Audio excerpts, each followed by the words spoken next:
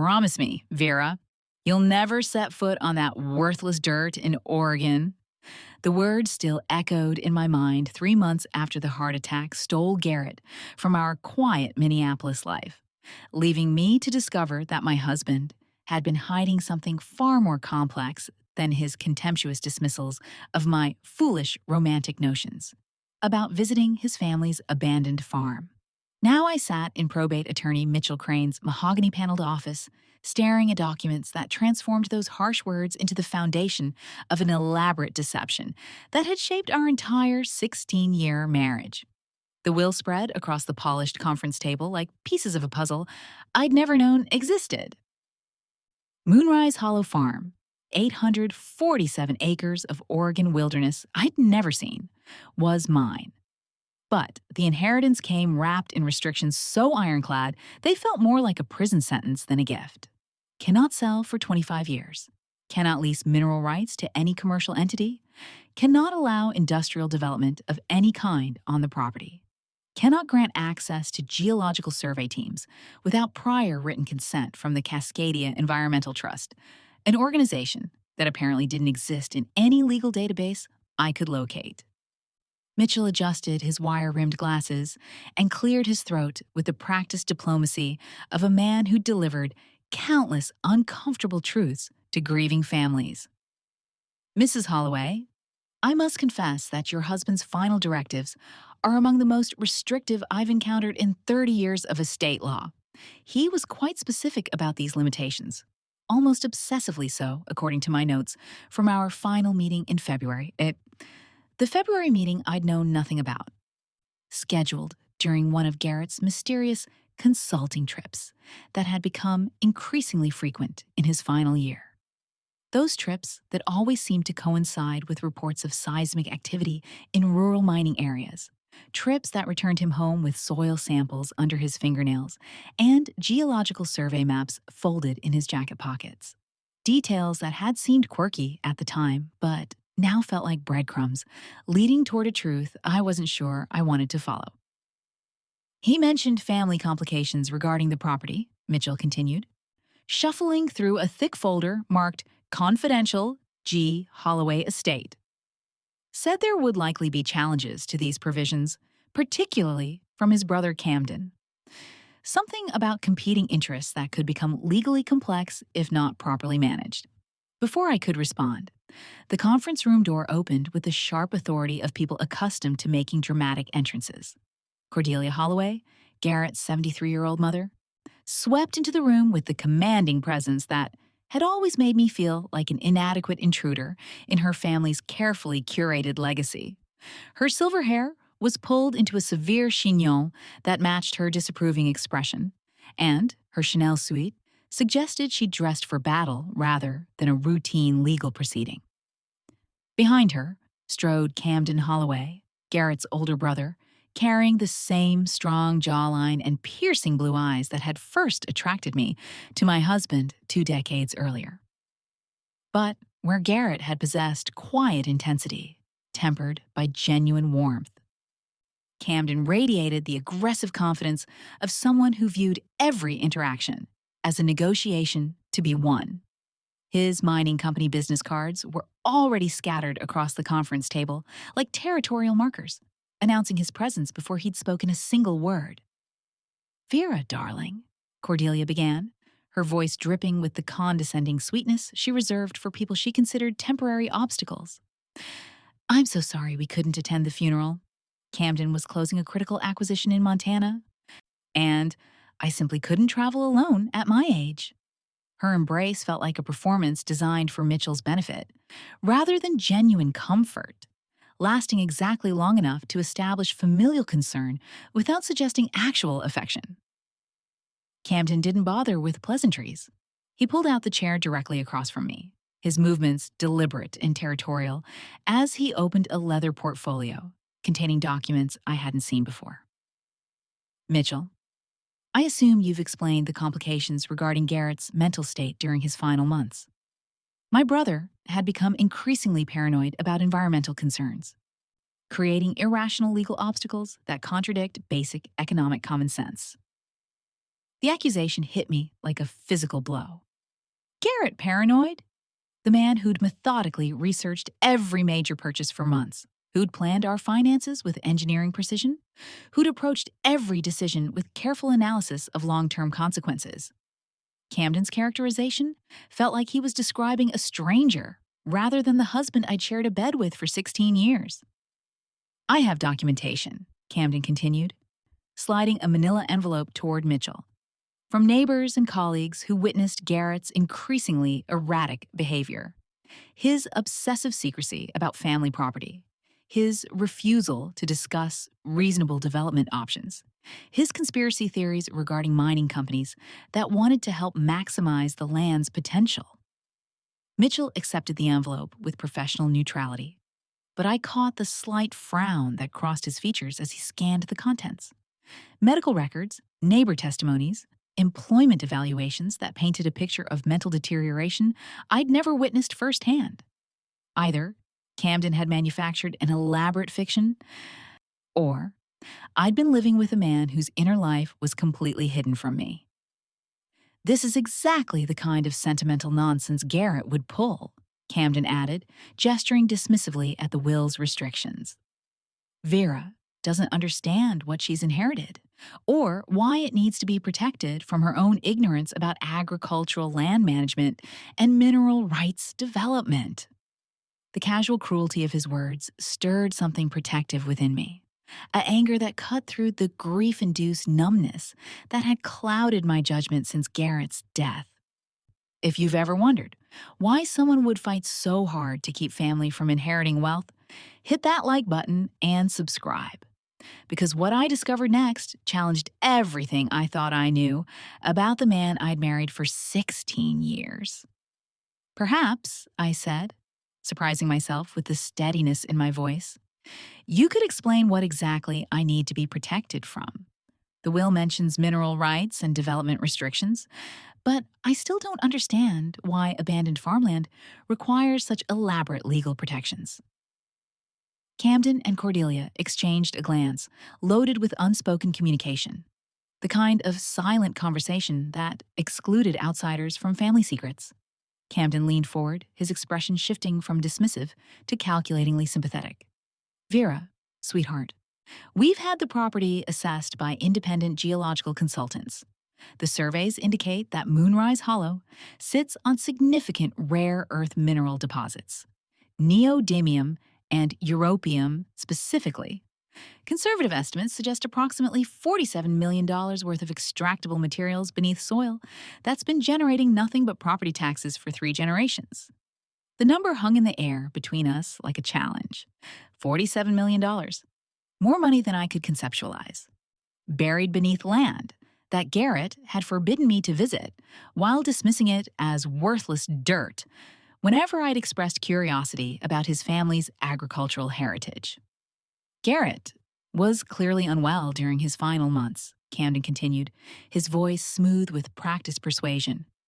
Creating legal obstacles that prevent you from securing your financial future makes no rational sense.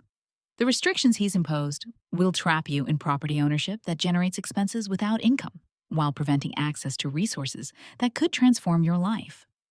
Cordelia nodded, with theatrical concern. Darling, we're family. We only want what's best for you, and what's best for preserving Garrett's memory properly. This obsessive environmental paranoia wasn't the real Garrett. It was illness talking, creating problems that we can fix together. Mitchell cleared his throat again, his professional discomfort becoming more obvious. I should mention that Mr. Holloway anticipated potential challenges to these provisions. He left specific instructions regarding their defense, along with contact information for specialists who understand the technical aspects of environmental law that might be relevant to any legal proceedings. Camden's jaw tightened almost imperceptibly, the first crack in his confident facade. What kind of specialists? Environmental lawyers, geological consultants, federal regulatory experts, Mitchell replied, consulting his notes. He was quite thorough in preparing for contingencies that might arise after his death, almost as though he expected these exact challenges to emerge from specific sources. The implication settled over the room like morning fog. Garrett hadn't just anticipated legal challenges, he'd predicted exactly who would mount them and why. His paranoia, as Camden characterized it, had been strategic preparation for a battle he knew was coming, but couldn't fight himself. "We'll need to review those contacts," Camden said, his tone shifting toward businesslike authority. Family legal matters should be handled by attorneys who understand the full context of generational property ownership and agricultural development rights. But I was no longer listening to Camden's maneuvering. My mind had fixed on a detail that seemed insignificant, but felt crucial. If Garrett had been paranoid about mining companies, why had he accumulated geological survey equipment in our Minneapolis garage? Equipment I dismissed as an engineer's typical fascination with precision instruments, but which now seemed like tools for someone monitoring rather than developing mineral resources. Driving home from Mitchell's office, my thoughts churned with questions that demanded investigation rather than grief. Garrett's computer sat in our home office, password protected since his death, containing files I'd avoided opening out of respect for his privacy. That privacy now felt less like love and more like exclusion from truths that directly affected my future. The house felt different when I entered it that afternoon, less like the sanctuary Garrett and I had built together, and more like a stage set designed to hide the real drama happening elsewhere. His workshop in the garage had always been his private domain, cluttered with engineering journals and technical equipment I'd never questioned. Now those familiar objects seemed like evidence waiting to be decoded. Behind his gardening supplies, bags of soil amendments and fertilizers that had always struck me as excessive for our small urban garden, I found equipment that belonged in a geological laboratory rather than a suburban garage, a portable spectrometer worth more than our car, soil analysis kits designed for mineral composition testing, sample containers labeled with coordinates that corresponded to nothing in our Minnesota neighborhood. Most disturbing were the maps. Detailed topographical surveys of Oregon, Montana, Colorado, and Wyoming, all marked with precise GPS coordinates and dated within the past 3 years. Red circles indicated locations where soil samples had been collected, while blue annotations noted mineral density readings and extraction risk assessments. This wasn't the casual hobby of an engineer with too much time. It was systematic surveying that suggested professional expertise I'd never known Garrett possessed. His computer password had always been some variation of our anniversary date. But every combination I tried failed until I remembered his obsessive mention of Moonrise Hollow's founding year during our few conversations about family history. Moonrise, 1889, unlocked his desktop, revealing folders organized with the methodical precision that had characterized every aspect of his professional life. The folder labeled Ore Cascade 447291 contained dozens of files with names like Mineral Composition Analysis, September 2023, and Environmental Impact Assessment, Moonrise Hollow Properties. Technical reports filled with geological terminology I didn't understand, but accompanied by satellite imagery showing the exact location where Camden claimed $47 million worth of rare earth deposits waited for extraction. But these weren't reports prepared for mining development. They were monitoring studies tracking environmental changes over time, documenting ecosystem stability rather than commercial viability. Garrett hadn't been paranoid about mining companies. He'd been studying them, tracking their activities across multiple states with the thoroughness of someone conducting surveillance rather than research. The phone rang just as I was scrolling through a file labeled Cascadia Environmental Solutions Quarterly Monitoring Report, jarring me from concentration that had lasted until well past dinner time. Camden's name appeared on the caller ID, and I answered with reluctance that had nothing to do with grief and everything to do with growing suspicion about his timing. "Vera, I wanted to follow up on today's meeting," he began, his voice carrying the smooth persuasion I was beginning to recognize as manipulation rather than family concern. I know this is overwhelming, especially while you're still processing Garrett's death. But time-sensitive decisions need to be made about property management before winter weather makes site assessments more difficult. Site assessments, as though he'd already assumed I would agree to mining development, despite the will's explicit restrictions. Camden, I'm still trying to understand what Garrett intended with these legal protections. His computer files suggest he was conducting some kind of environmental monitoring rather than avoiding development opportunities. Silence stretched across the phone connection, lasting long enough to feel significant. When Camden responded, his tone had shifted toward careful control. Vera, my brother had become fixated on environmental conspiracy theories that had no basis in scientific reality. Whatever files you're finding represent his increasing detachment from practical land management decisions. But his dismissal felt too quick, too practiced, like a response he'd prepared for exactly this conversation.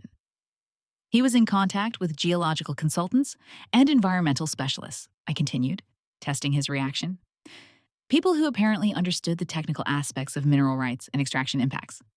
Another pause, shorter but more pointed. Which specialists? I'd like to coordinate with anyone who might have been misleading Garrett about commercial development possibilities. The question revealed more than Camden probably intended. If Garrett had been suffering from paranoid delusions, why would Camden care about identifying the people who'd supposedly encouraged those delusions? Unless those people weren't delusional supporters, but legitimate experts whose opinions threatened Camden's version of events. I'm still organizing his files, I replied carefully. There seem to be contacts with federal environmental agencies, university researchers, legal specialists in mining law. Quite an extensive network for someone who was supposedly losing touch with reality. This time, Camden's response came immediately, without the calculated pauses that had marked his earlier statements. Federal agencies. Vera, that's exactly the kind of paranoid government conspiracy thinking that characterized Garrett's mental deterioration. I really think you should consult with medical professionals who can explain how environmental obsessions can become delusional in people experiencing cardiac stress.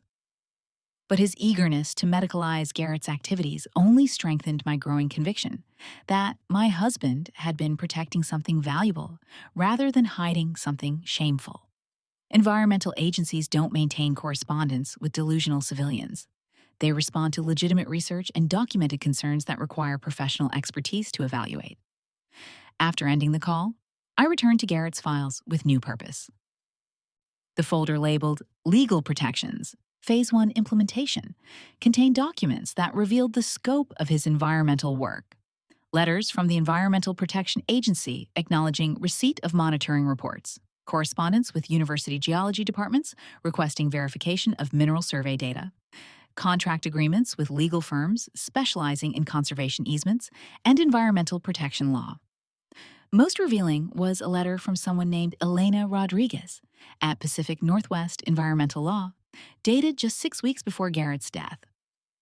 Dear Mr. Brave, Holloway, it began, thank you for the comprehensive documentation regarding illegal mining survey activities on protected watersheds throughout the Cascade region. We're prepared to file federal injunctions against the companies you've identified, pending final verification of the evidence you've provided. Your work over the past 3 years has been invaluable in building cases that will preserve these ecosystems for future generations. Illegal mining surveys, protected watersheds, federal injunctions. This wasn't the language of conspiracy theories or environmental paranoia. It was the terminology of legitimate legal action against companies conducting unauthorized activities on protected lands. A second letter from Dr. Sarah Chen at Oregon State University's Geology Department provided additional context. Mr. Holloway, our analysis of the soil samples you collected confirms significant rare earth mineral deposits across all 15 properties you've surveyed. More importantly, your documentation of unauthorized extraction activities provides evidence of violations that warrant immediate federal intervention. We're forwarding our findings to the U.S. Geological Survey as you requested. 15 properties. Garrett hadn't just been monitoring Moonrise Hollow, he'd been conducting systematic surveillance of mining activities across multiple states, documenting violations that threatened protected environmental areas. His work had been professional grade research that warranted university analysis and federal agency attention. But the most disturbing discovery was a folder labeled Personal Security Concerns, containing printed emails between Garrett and Elena Rodriguez, discussing threats he'd received after filing environmental protection reports. The mining companies have become increasingly aggressive in their attempts to identify my sources and monitoring locations. Garrett had written, I'm concerned about my family's safety if they discover my identity before federal protection measures can be implemented. Family safety. Personal security concerns. Garrett's secrecy hadn't been paranoid behavior. It had been protective measures for a man whose environmental activism had attracted dangerous attention from companies with millions of dollars at stake in preventing his work from succeeding. The final email in the folder was dated 3 days before Garrett's heart attack. Elena, I've updated my will to ensure Vera inherits legal protection for all monitored properties, regardless of what happens to me. If something occurs before federal action is complete, she'll need your guidance to continue the conservation work safely. The mining companies cannot be allowed to access these resources. Too much environmental damage has already been concealed from public awareness. Reading those words, written with the precision of a man who understood exactly what dangers he faced, I finally grasped the magnitude of what Garrett had hidden from me. He hadn't been keeping secrets to exclude me from his life. He'd been protecting me from becoming a target in a conflict between environmental preservation and corporate profit that had already escalated to personal threats against activists who interfered with mining development. Camden's pressure for quick decisions about property development wasn't family concern. It was urgency, driven by knowledge of resources he couldn't access, while Garrett's legal protections remained in place. His characterization of Garrett's mental state wasn't medical observation. It was strategic groundwork for challenging a will that prevented access to $47 million worth of minerals his brother had died protecting. But understanding Garrett's motives didn't solve the immediate problem of Camden's legal challenge. His documentation of Garrett's supposedly erratic behavior, combined with medical records suggesting cardiac stress that could impair judgment, might be sufficient to convince a probate court that the will's restrictions reflected mental incompetence rather than environmental activism. Mitchell had mentioned that Garrett prepared for contingencies, leaving contact information for specialists who could defend the environmental protections legally. But those contacts were only useful if I could locate them among the hundreds of files scattered across multiple folders, and if they were willing to work with a widow who knew nothing about environmental law or federal mining regulations. The phone rang again near 10 p.m., startling me from hours of file review that had raised more questions than answers. This time, the caller ID showed an unfamiliar Oregon number, which I answered with curiosity rather than the dread that had accompanied Camden's earlier call. Mrs. Holloway, this is Elena Rodriguez from Pacific Northwest Environmental Law. I heard about Garrett's death from colleagues at the EPA, and I wanted to express my condolences. Your husband's environmental work was extraordinary. His documentation saved several protected ecosystems from illegal mining damage. Elena Rodriguez, the environmental lawyer whose correspondence with Garrett revealed the scope of his conservation activities.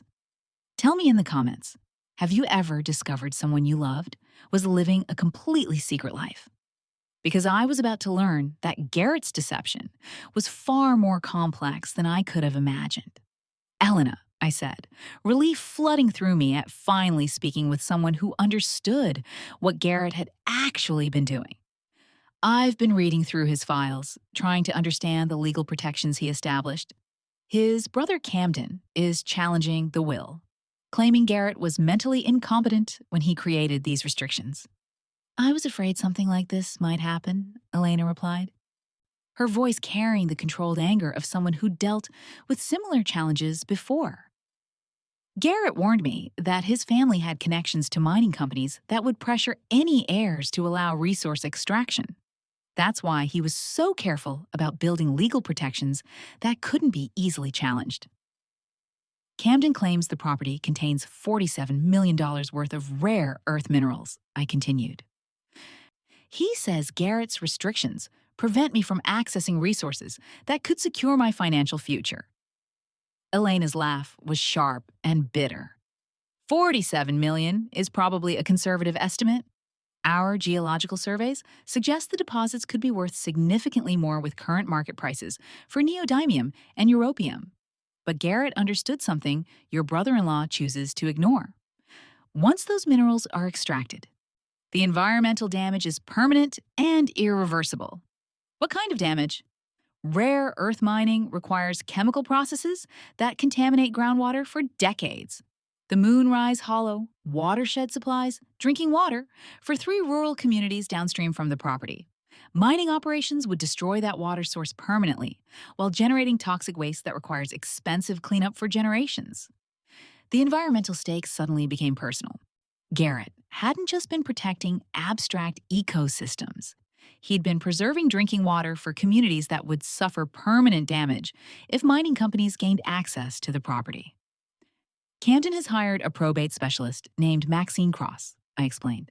She's preparing documentation that Garrett showed signs of paranoid delusion in his final months, creating irrational preservation directives that contradict rational economic interests. Maxine Cross represents several mining companies that have been frustrated by environmental protection lawsuits. Elena replied grimly. She specializes in challenging wills that restrict mineral rights development, particularly when the restrictions were created by environmental activists. This isn't a coincidence. Vera. Camden must have connections to companies that want access to your property. The pieces were falling into place with disturbing clarity. Camden's mining company business cards, his detailed knowledge of geological surveys he claimed to have commissioned independently, his urgency about winter weather affecting site assessments. He wasn't just Garrett's brother looking out for my financial interests. He was a representative of mining companies that had been blocked by Garrett's environmental protections and needed those protections overturned to proceed with extraction. What can I do? I asked, feeling overwhelmed by legal complexities I didn't understand and environmental stakes I'd never anticipated. First, don't sign anything or agree to any property assessments until we can review the documentation together, Elena warned. Second, I need to examine Garrett's complete files to understand what evidence he compiled. Third, we should plan a trip to Moonrise Hollow itself. There are aspects of the property's protection that can only be explained on site. A trip to Oregon. The visit Garrett had forbidden for reasons I was finally beginning to understand. Not because the property was worthless, but because it was valuable enough to justify threats against anyone who interfered with its development. Garrett had kept me away from Moonrise Hollow to protect me from becoming a target in a conflict that had already escalated beyond legal challenges into personal danger. But now, with Camden's legal challenge threatening to overturn protections that had taken Garrett years to establish, avoiding the property was no longer an option. The battle Garrett had fought in secret would continue with or without my participation, and the environmental preservation he died protecting would succeed or fail, based on my willingness to continue his work, despite risks I was only beginning to comprehend. Word count, 3,247 words. I need to continue to reach 7,500 words as requested. Let me continue with the remaining sections. The following morning brought developments that confirmed my worst suspicions about Camden's legal strategy. Maxine Cross's law office delivered a thick manila envelope containing preliminary documentation for contesting Garrett's will, accompanied by a cover letter that laid out their argument with disturbing precision. Dear Mrs. Holloway, the letter began, enclosed, please find medical evaluations, neighbor testimonies, and employment records demonstrating your late husband's declining mental capacity during the months preceding his death. We believe this evidence will prove that the restrictive provisions in his will reflect impaired judgment rather than rational estate planning. thereby justifying court intervention to protect your financial interests. The medical evaluations came from Dr. Marcus Webb, a psychiatrist I'd never heard Garrett mention, documenting 3 consultations during which my husband had allegedly displayed increasing paranoia regarding environmental threats, obsessive preoccupation with mining company activities, and delusional beliefs about government conspiracy to conceal industrial environmental damage. But the dates troubled me immediately. The consultations had occurred during business trips when Garrett claimed to be attending engineering conferences. If he'd been seeking psychiatric treatment for paranoid delusions, why hadn't he mentioned it to his wife? Either he'd been hiding serious mental health issues along with his environmental activism, or these consultations had never actually happened. The neighbor testimonies painted a picture of erratic behavior that seemed foreign compared to the methodical husband I'd lived with daily. Mrs. Patterson from across the street claimed Garrett had approached her repeatedly about suspicious vehicles parked near our house, asking her to note license plate numbers and report unusual activity to local police. Mr. Hatcher Chen, from 2 houses down, stated that Garrett had warned him about corporate surveillance of environmental activists and suggested he avoid discussing neighborhood activities on home telephones.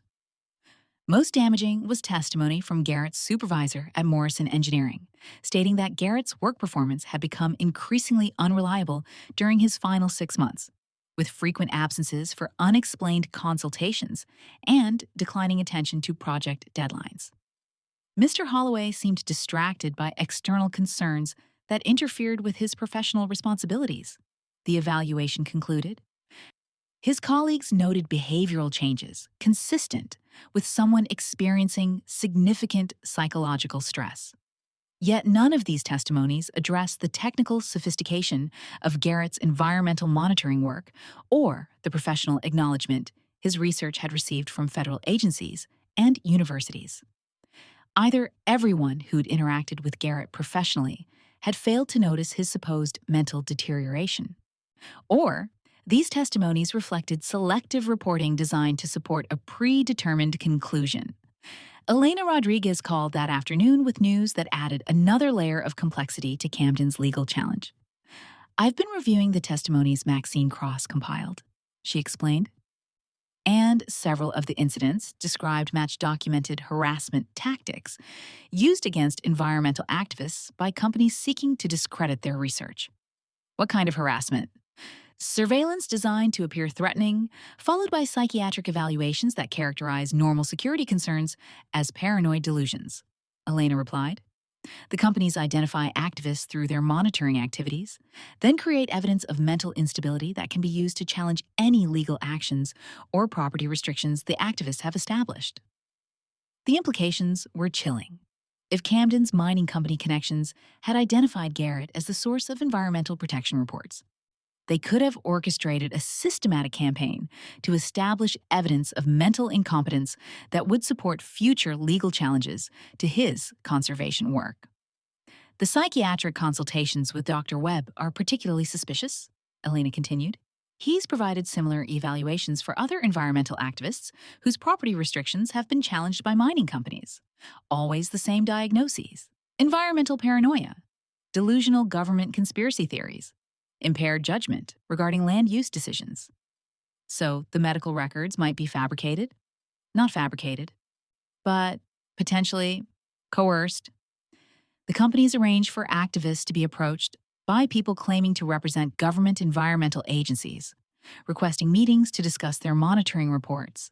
The meetings are actually psychiatric evaluations, disguised as official consultations, creating medical records that can later be used to challenge their mental competence. The manipulation was breathtakingly sophisticated, using Garrett's dedication to environmental protection as a weapon to discredit the very work that had motivated his activism. His willingness to cooperate with what he believed were federal environmental officials had created evidence that would be twisted into proof of his mental instability. But understanding the manipulation didn't solve the immediate problem of preventing Camden's legal challenge from succeeding. Probate courts weren't required to investigate the methods used to gather evidence against wills. They only needed to determine whether the evidence suggested mental incompetence at the time of the will's creation. We need to demonstrate that Garrett's environmental work was legitimate professional research rather than delusional conspiracy theories, Elena explained. That means documenting the scientific validity of his monitoring reports and the federal agencies that relied on his findings for environmental protection lawsuits. How do we prove that? By visiting Moonrise Hollow and examining the monitoring equipment he installed there. Physical evidence of systematic environmental research would contradict claims that his preservation concerns reflected paranoid delusions rather than legitimate scientific findings. The trip to Oregon I'd been avoiding would become the centerpiece of defending Garrett's environmental legacy.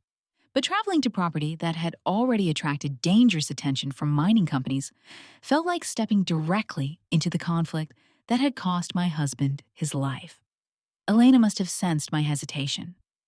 Vera, I understand this is frightening, but Garrett spent 3 years building legal protections for that property because he knew mining companies would eventually attempt to access those resources. If we don't defend his work now, the environmental damage he died preventing will happen anyway. That evening, I called Mitchell Crane to discuss the strength of Camden's legal challenge and the likelihood that a probate court would overturn Garrett's will based on the evidence Maxine Cross had compiled. His assessment was more pessimistic than I'd hoped. The psychiatric evaluations are particularly problematic, he admitted. Probate law assumes that wills reflect the testator's rational intent, unless clear evidence suggests mental incapacity at the time of execution. Dr.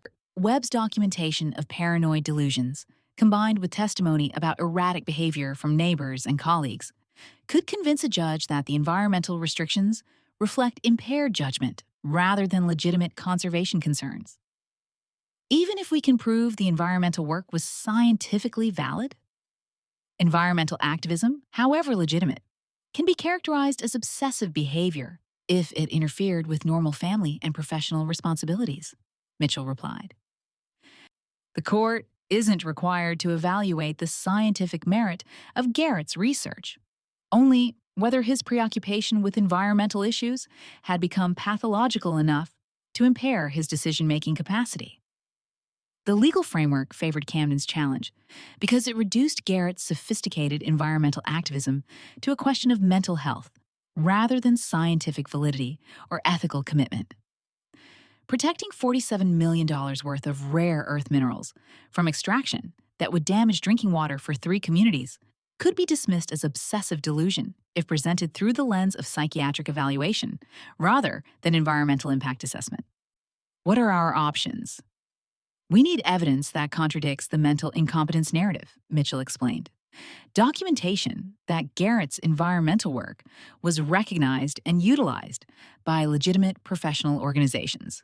Evidence that his security concerns were justified by actual threats rather than paranoid imagination. Proof that the will's restrictions reflect careful legal planning rather than irrational obsession.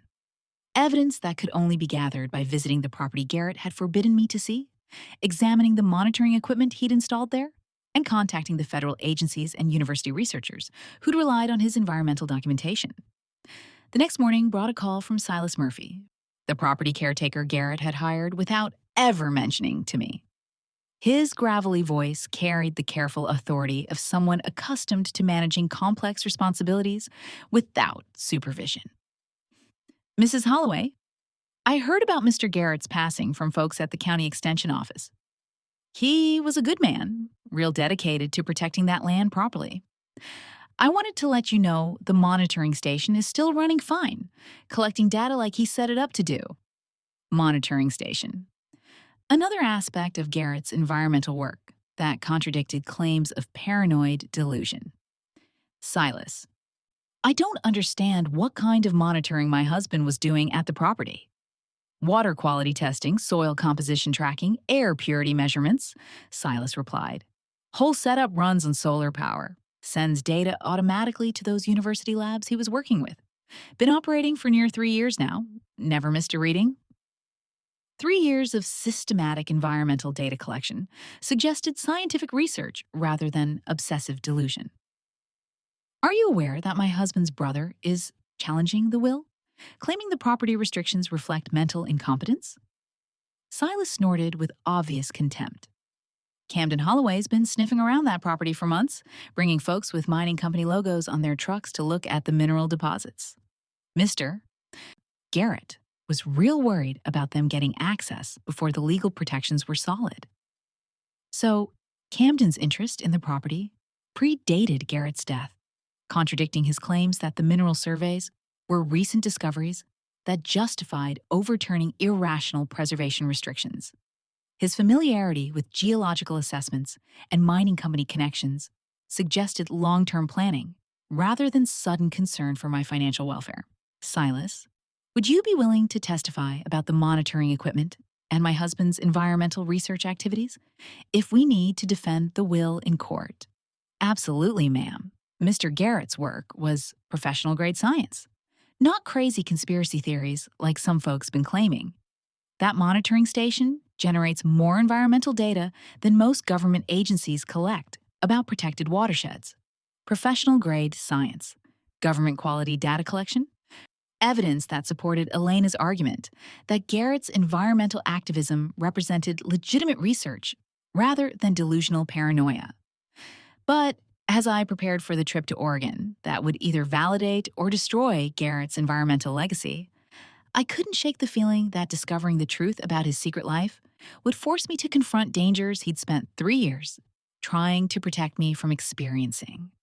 The battle for Moonrise Hollow was about to begin in earnest, and I was heading directly into conflict zones where the stakes involved not just $47 million in mineral resources, but the drinking water security for communities that would suffer permanent environmental damage if Camden's legal challenge succeeded. The 8-hour drive to Oregon provided time to absorb the magnitude of what I was walking into, but nothing could have prepared me for the reality of Moonrise Hollow when Silas Murphy met me at the property gates the following afternoon. Where I'd expected neglected farmland and abandoned buildings, I found a meticulously maintained operation that bore no resemblance to the worthless dirt Garrett had described during our marriage.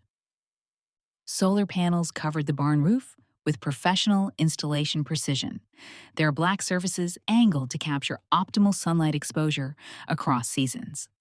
Power lines ran underground between buildings, suggesting electrical infrastructure far more sophisticated than basic property maintenance required. Even the access road had been recently graded and graveled, indicating regular vehicle traffic rather than occasional caretaker visits. Silas emerged from a weathered pickup truck that looked decades old, but ran with the smooth efficiency of careful maintenance. He was perhaps 65, with the lean build and weathered skin of someone who'd spent his life working outdoors. But his eyes held the sharp intelligence of a man accustomed to managing complex responsibilities without supervision. "Mrs. Holloway," he greeted me, extending a calloused hand with genuine warmth. "I'm sorry for your loss. Your husband was one of the finest men I have ever worked for. Dedicated, principled, and absolutely committed to protecting this land from people who destroy it for a profit." His words carried conviction that contradicted every characterization of Garrett's mental state I'd heard from Camden or the psychiatric evaluations. This wasn't someone humoring a delusional employer. This was respect earned through years of professional collaboration on meaningful work. "Silas, I have to admit, I don't understand what kind of work my husband was actually doing here," I confessed, as he led me through gates that opened with electronic locks rather than the rusty padlocks I'd expected on abandoned property. His family claims he was suffering from environmental paranoia, but the monitoring equipment I found in Minneapolis suggests something more sophisticated. Silas paused at the gate, his expression shifting toward protective anger. "Paranoia? Ma'am, your husband was conducting some of the most thorough environmental research I've ever seen. Federal agencies have been using his data to file protection lawsuits across 4 states. University geology departments cite his mineral surveys in their academic publications. That's not paranoia. That's professional grade science that's saving ecosystems from permanent destruction. The main farmhouse was a two-story Victorian structure that had been restored with attention to historical detail while incorporating modern environmental monitoring systems. Weather stations tracked temperature, humidity, and air quality with equipment that belonged in government research facilities. Solar collectors provided backup power for sensitive monitoring equipment that clearly operated continuously rather than periodically. But the most impressive installation was the building I'd initially dismissed as an old dairy barn. Inside, Silas revealed a sophisticated laboratory equipped with geological analysis instruments, water quality testing equipment, and computer systems that processed environmental data from monitoring stations positioned throughout the property. Mr. Holloway called this the command center, Silas explained, powering up computer screens that displayed real-time environmental data from dozens of monitoring points. Every day for 3 years, this equipment has been collecting water quality readings from the watershed, soil composition analysis from mineral deposit areas, air purity measurements that track any contamination from mining operations on neighboring properties. The data displays were mesmerizing in their precision and scope. Charts tracking mineral concentrations in groundwater samples, graphs documenting soil acidity, changes over seasonal cycles, satellite imagery showing vegetation health across the entire property. This represented environmental monitoring comparable to what national parks use to track ecosystem stability. Who has access to this data? I asked, beginning to grasp the professional scope of Garrett's environmental work. University research teams, federal environmental agencies, legal firms that file protection lawsuits, Silas replied. Your husband created the most comprehensive environmental database for rare earth mineral regions in the Pacific Northwest. His work has prevented illegal mining on protected watersheds worth billions of dollars in ecosystem services. Billions of dollars in ecosystem services. The language of environmental economics rather than paranoid conspiracy theories. Garrett hadn't been hoarding mineral resources for personal profit. He'd been documenting their environmental value to prevent extraction that would cause damage worth more than the minerals themselves. Silas, my husband's brother Camden, is challenging the will, claiming these preservation restrictions reflect mental incompetence. He's hired lawyers who specialize in overturning environmental protections established by activists they characterize as delusional. Silas's jaw tightened with obvious contempt. Camden Holloway has been bringing mining company representatives to survey this property for over a year, long before your husband died. They've been trying to find legal ways to access these deposits, despite the conservation protections Mr. Holloway established through federal environmental agencies. The timeline was crucial. Camden's interest in mineral extraction predated Garrett's death, contradicting his claims that geological surveys were recent discoveries that justified overturning irrational preservation restrictions. His mining company connections represented long-term planning rather than sudden concern for my financial welfare. What kind of legal protections did Garrett establish? Conservation easements through the Environmental Protection Agency? Federal monitoring agreements that require environmental impact assessments before any development? Water quality protection orders that prevent contamination of downstream communities, Silas explained. Your husband spent 2 years working with environmental lawyers to create legal frameworks that would survive court challenges from mining companies. Professional legal planning that contradicted claims of mental incompetence. Garrett's preservation restrictions reflected sophisticated understanding of environmental law rather than obsessive delusions about industrial conspiracy. In the laboratory's secure filing cabinet, Silas showed me documentation that revealed the full scope of Garrett's environmental activism. Correspondence with Dr. Sarah Chen at Oregon State University, confirming that soil samples from Moonrise Hollow had provided crucial evidence for federal lawsuits against 3 mining companies conducting illegal extraction operations on protected watersheds. Letters from Environmental Protection Agency specialist Maria Santos, thanking Garrett for monitoring reports that had enabled successful prosecution of environmental violations worth over $30 million in cleanup costs and legal penalties. Recognition from the U.S. Geological Survey for contributing data that improved understanding of rare earth mineral distribution across the Cascade Mountain region. Most revealing was correspondence with Elena Rodriguez that detailed threats Garrett had received after his environmental monitoring work resulted in federal injunctions against mining operations. The companies have identified you as the primary source of evidence supporting our legal challenges, Elena had written. We recommend increased personal security measures until federal protection protocols can be implemented. Personal security measures, federal protection protocols. Garrett's secrecy about his environmental work hadn't reflected paranoid delusions. It had been necessary precautions for someone whose activism had attracted retaliation from companies with millions of dollars at stake in preventing environmental protection lawsuits. Elena Rodriguez is driving up from Portland this evening, Silas informed me. She said it was crucial that you understand the full scope of what your husband accomplished before Camden's legal challenge proceeds to court. That evening, Elena Rodriguez arrived at Moonrise Hollow, carrying additional documentation that transformed my understanding of Garrett's environmental legacy. She was perhaps 45, with the professional confidence of someone accustomed to handling complex legal battles against well-funded corporate opponents. Vera, I'm sorry we're meeting under these circumstances, she began, settling into the farmhouse living room with files that suggested hours of detailed explanation ahead. But I need you to understand that your husband's work represents one of the most successful environmental protection campaigns in Pacific Northwest history. Camden claims he was suffering from paranoid delusions about mining company conspiracies. Elena's laugh was sharp and bitter. Mining company conspiracies. We've successfully prosecuted 17 companies for illegal extraction activities, based entirely on evidence Garrett provided through his monitoring work. Federal courts have awarded over $2 billion in environmental damages and cleanup costs.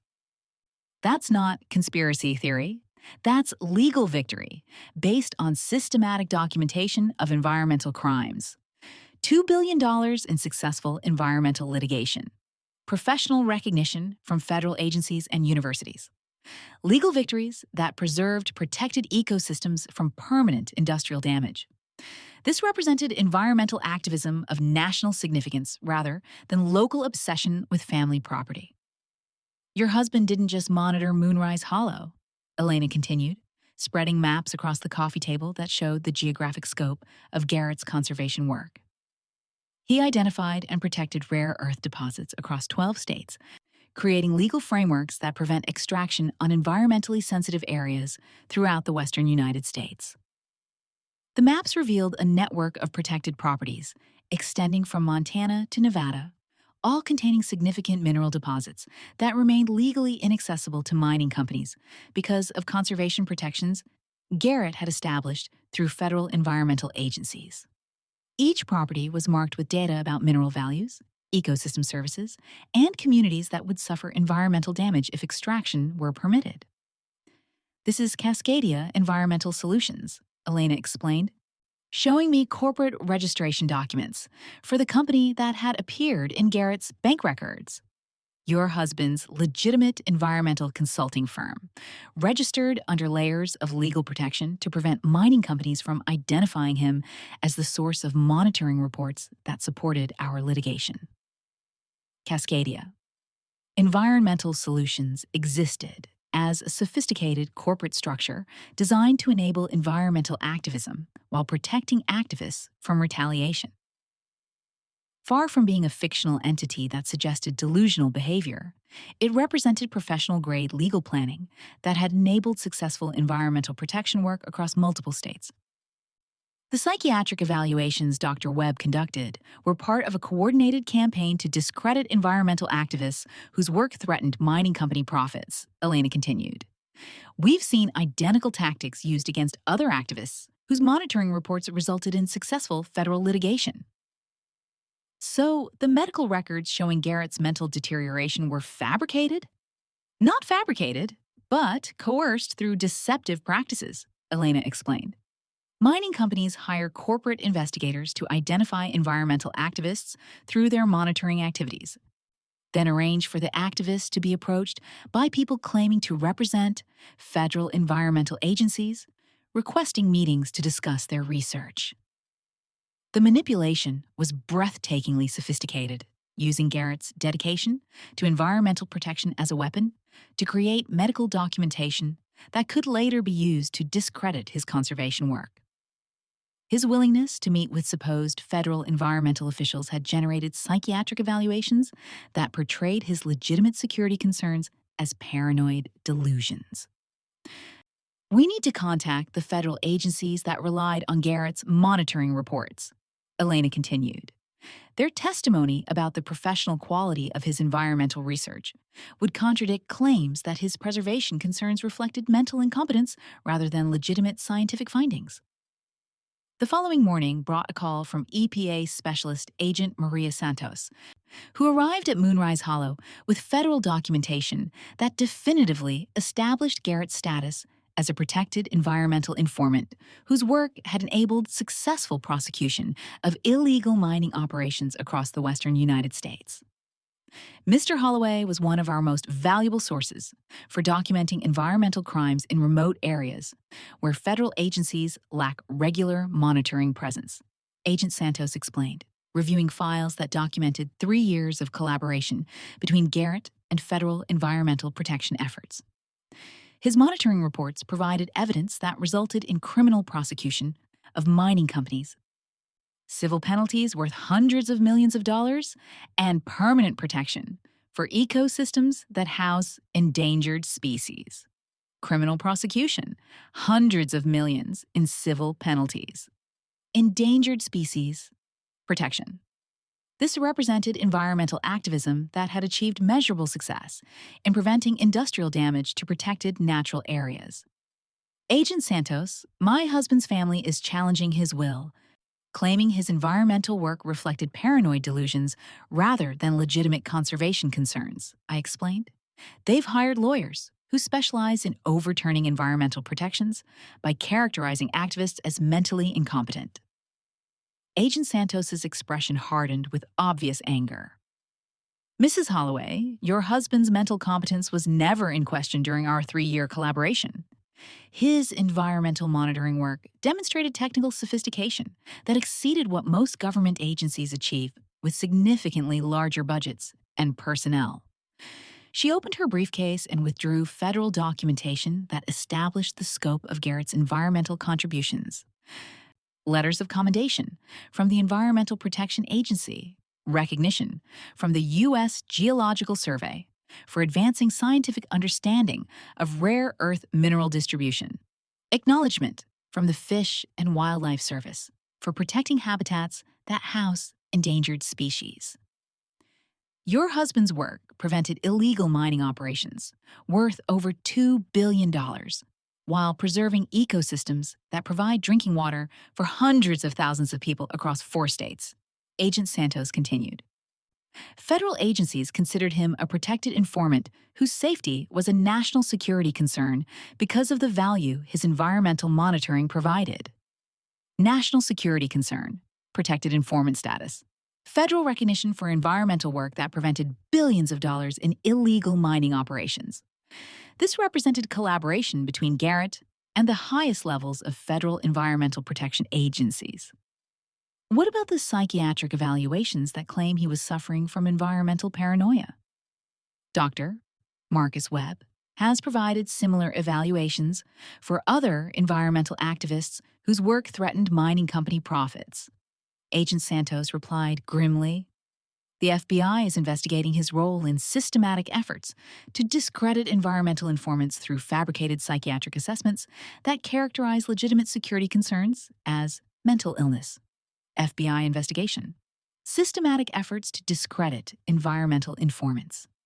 The psychiatric evaluations that Camden was using to challenge Garrett's will were part of a broader campaign against environmental activists whose work had successfully prevented illegal mining operations.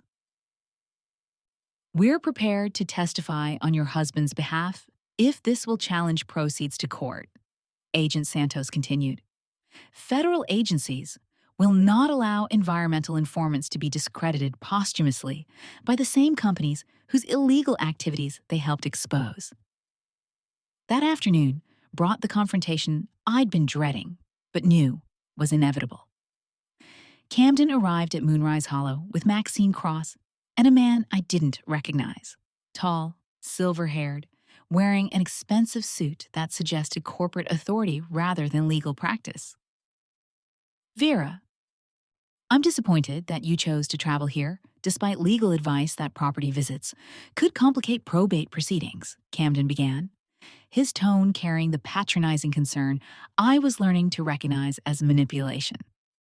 But since you're here, perhaps you can finally understand why Garrett's restrictions need to be modified to protect your financial interests.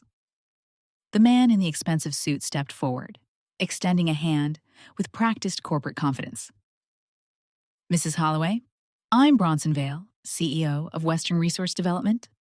I've been working with Camden to structure a mineral extraction agreement that would provide substantial income from this property while respecting reasonable environmental protections. Bronson Vale.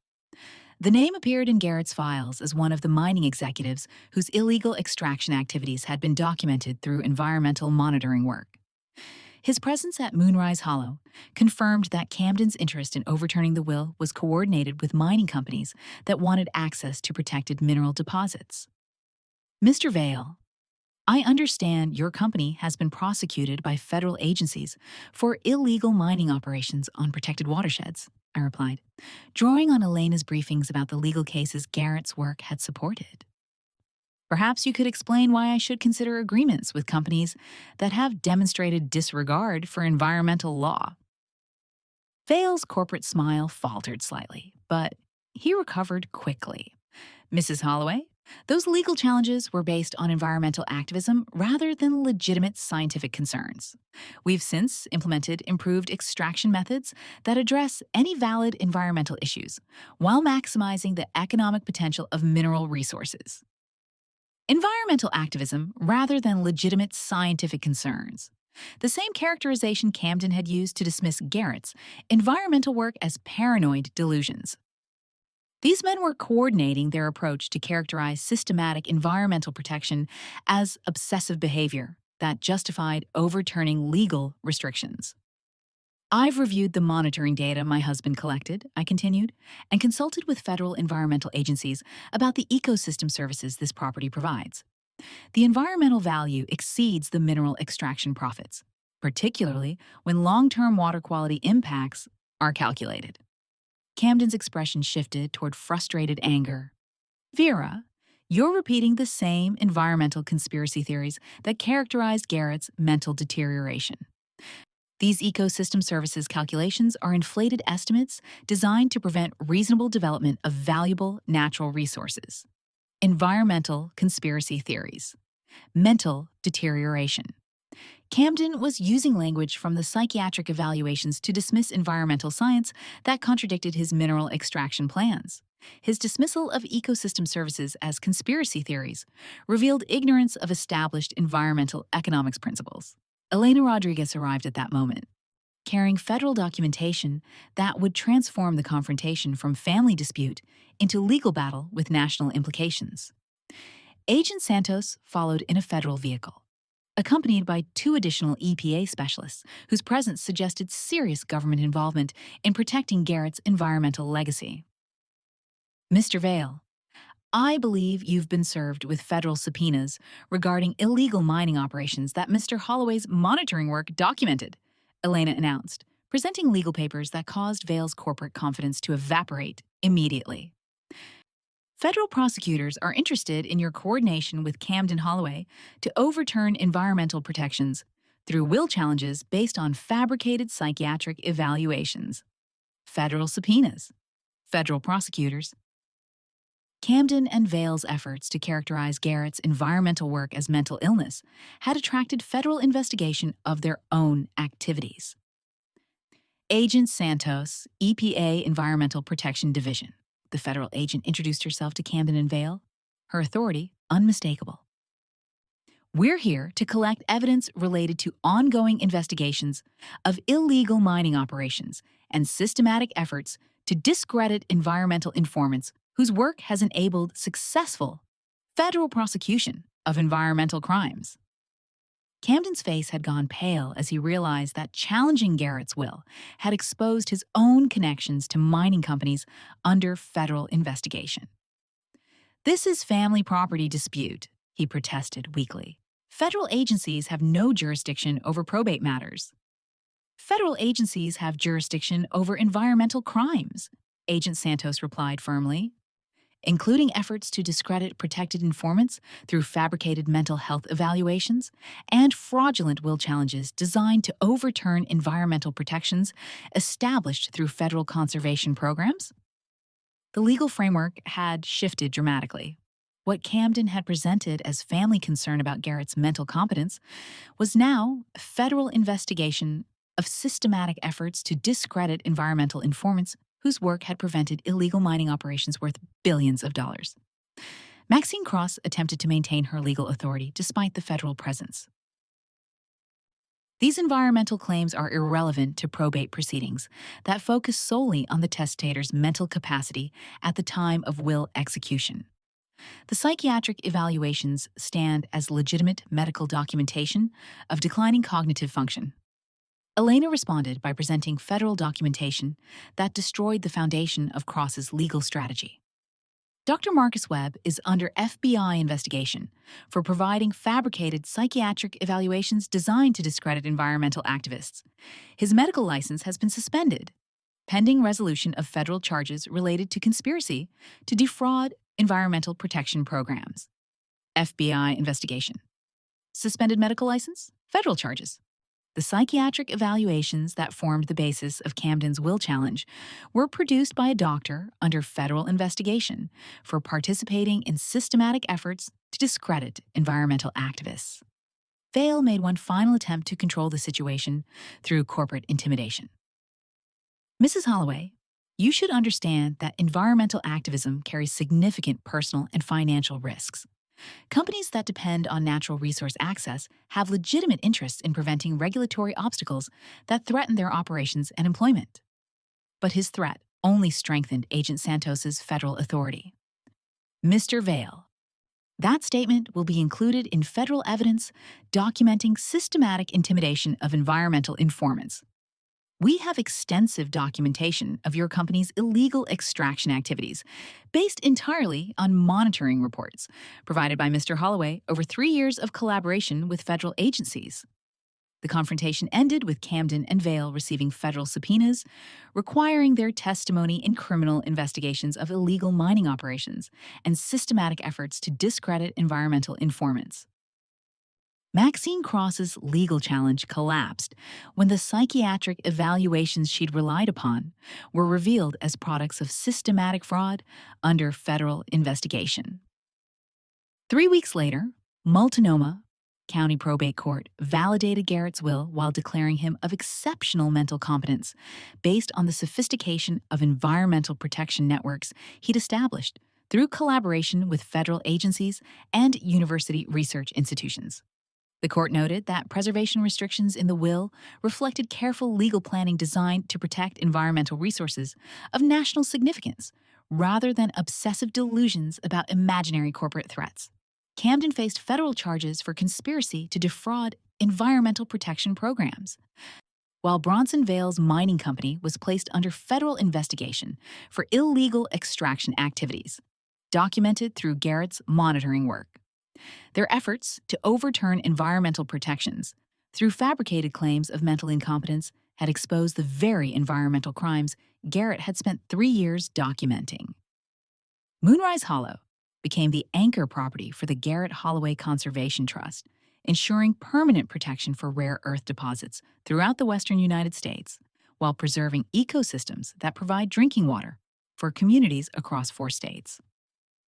Federal agencies established the property as a research station for ongoing environmental monitoring work that would continue Garrett's legacy of protecting natural resources from illegal industrial exploitation. But the most revealing discovery came during my final week at the property, when Elena presented me with additional documentation that expanded my understanding of Garrett's environmental work beyond anything I'd imagined possible. Your husband's conservation network extends far beyond American borders, she explained, showing me encrypted files that revealed international environmental protection activities spanning 6 continents. Foreign mining companies have been attempting to access rare earth deposits in environmentally sensitive areas across the globe. And Garrett was coordinating with international environmental organizations to document their illegal activities. The scope was breathtaking. Environmental monitoring work that had prevented illegal mining operations in protected natural areas from the Amazon rainforest to Siberian watersheds. Garrett had been operating at the center of global environmental activism that preserved ecosystems worth trillions of dollars in environmental services, while preventing industrial damage that would have affected billions of people. Phase 2 of his environmental protection work involves properties and monitoring operations in 12 countries. Elena continued, presenting encrypted drives that contain documentation of international environmental activism I'd never suspected. Foreign mining interests have taken notice of his work and are coordinating with American companies to discredit environmental informants whose monitoring reports have enabled successful international litigation. International environmental activism, global coordination against illegal mining operations. Foreign mining interests coordinating to discredit environmental informants. Garrett's environmental legacy was far more significant than protection of American natural resources. It was international activism that had achieved measurable success in preserving global ecosystems from industrial destruction. Returning to Minneapolis the following week, I found my house transformed from sanctuary into headquarters for international environmental activism I was only beginning to understand. Messages from property managers in Colorado, Montana, Wyoming, Nevada, and Utah, all managing environmental monitoring operations Garrett had established but never mentioned to me. Calls from environmental lawyers in Canada, Mexico, Brazil, and Australia, seeking coordination with American environmental protection efforts that had enabled successful litigation against multinational mining companies. Email correspondence from university research institutions across 4 continents, thanking me for continuing environmental monitoring work that provided crucial data for global ecosystem protection research. Most compelling was a call from Dr. Sarah Chen at Oregon State University, who explained that Garrett's environmental monitoring methods were being adapted for use by environmental protection agencies in over 30 countries. Your husband pioneered monitoring techniques that enabled systematic documentation of illegal mining operations in remote areas where traditional environmental oversight was impossible, she explained. His methods have revolutionized how environmental agencies detect and prosecute industrial environmental crimes. Revolutionized environmental crime detection, global adaptation of monitoring methods, international recognition for innovations that enabled environmental protection on unprecedented scales. Garrett's environmental legacy represented contributions to global environmental protection that would continue benefiting ecosystem preservation for generations. But the phone call that truly revealed the scope of what I'd inherited came from Elena Rodriguez the following evening. Vera, we've discovered additional properties Garrett was protecting through international environmental organizations. Mineral deposits in protected natural areas worth over $50 billion in extraction value, all legally protected through conservation frameworks he established with environmental agencies across 6 continents. $50 billion in protected mineral resources. International conservation frameworks. Environmental agencies across 6 continents. Garrett's environmental activism had achieved global scope that preserved natural resources worth more than most national economies, while protecting ecosystems that provided environmental services for billions of people. What does this mean for me? I asked, overwhelmed by the magnitude of environmental activism I'd unknowingly inherited. It means you're now the coordinator for the world's most successful environmental protection network, Elena replied. Foreign mining interests are already attempting to discredit your husband's international environmental work through the same methods Camden and Vail use domestically. You'll need to decide whether to continue his environmental activism or transfer coordination to other environmental organizations. Environmental activism that had prevented illegal mining worth billions of dollars while preserving global ecosystems. Foreign mining interests attempting systematic discrediting of environmental protection work. The choice between continuing international environmental activism or retreating to the quiet life I'd known before discovering Garrett's secret legacy. As I sat in Garrett's workshop, now revealed as the Command Center for International Environmental Activism, surrounded by monitoring equipment that connected to environmental protection operations across 6 continents, I realized that my husband's final gift wasn't financial security or property ownership. It was the opportunity to continue environmental work that was literally saving the world from industrial destruction. The phone rang with calls from environmental activists in 17 countries, all coordinating global environmental protection efforts that had grown far beyond what any single person could manage alone. Elena had prepared documentation that would transfer environmental activism coordination to established organizations, allowing me to return to my previous life while ensuring that Garrett's environmental legacy continued protecting global ecosystems. But looking at the maps that showed properties protected from illegal mining operations across 6 continents, reading correspondence from communities whose drinking water remained safe because of environmental monitoring work Garrett had pioneered, understanding that $50 billion worth of mineral resources would remain permanently protected because of conservation frameworks he'd established, I knew that returning to my quiet life would mean abandoning environmental activism that was achieving measurable success in preserving natural resources for future generations. The choice was mine. Continue international environmental activism that preserved global ecosystems while protecting communities from industrial environmental damage, or transfer coordination to others and retreat to the safety of uninvolvement while foreign mining interests continued attempting to discredit environmental protection efforts that threatened their profits. Standing in the workshop where Garrett had planned environmental activism that spanned 6 continents, surrounded by equipment that enabled global environmental monitoring operations, I finally understood why he'd forbidden me from visiting Moonrise Hollow, not because the property was worthless, but because discovering its true purpose would force me to choose between personal safety and environmental activism that was literally saving the world. The weight of that realization pressed against my chest like physical pressure. Every harsh word he'd spoken about my foolish, romantic notions had been calculated protection. Each dismissive comment designed to keep me away from a truth that would irrevocably alter everything I thought I knew about our quiet Minneapolis life.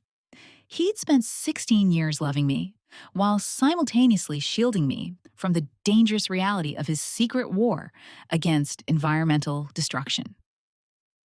The computer screens around me continued displaying real-time data from monitoring stations across 12 countries, water quality readings from Amazon tributaries, soil contamination levels from Siberian watersheds, air purity measurements from African mining regions. Each data point represented communities whose lives had been protected by environmental activism I'd never known existed, ecosystems preserved by a husband I'd never fully understood. My phone buzzed with another international call, the 7th since Elena had departed 2 hours earlier. Environmental activists in countries whose names I could barely pronounce, all coordinating protection efforts that had grown far beyond what Garrett could have managed alone. The network he'd created had developed its own momentum, requiring constant coordination to maintain the legal protections that kept $50 billion worth of mineral resources permanently safe from industrial exploitation.